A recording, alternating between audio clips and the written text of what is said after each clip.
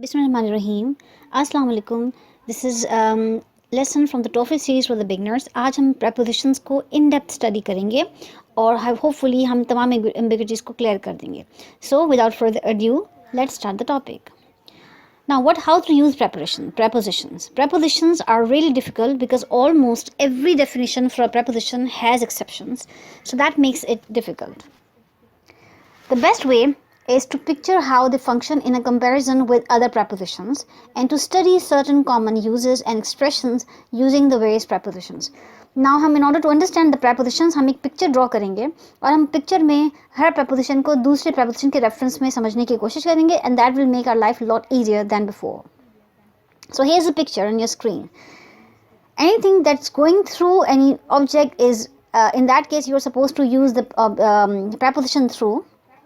There is you have above and over, and the opposite of the two is below or under.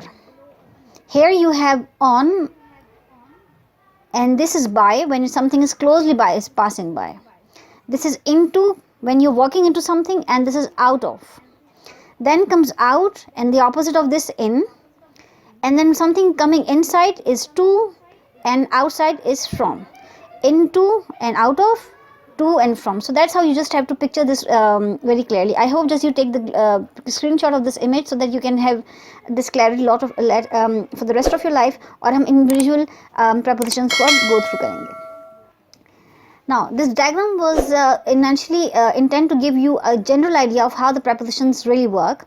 Often, however, the diagram will not help you to understand the certain expressions containing prepositions. So this was mainly for the general, but exceptions are always there. For expressions which are not self-explanatory, a definition is given in that case in parentheses. So let's dive in. Starting off with the first one, which is during. So here's what it tells us. This preposition should be distinguished from since and for. It has nothing to do with since and for. We have a separate lesson of topic on this these two, just to make you understand. I'll give the link also in the description box. So it has nothing to do with these two prepositions. During is altogether different thing. During is usually actually followed by a noun indicating a time. It indicates the duration of a time.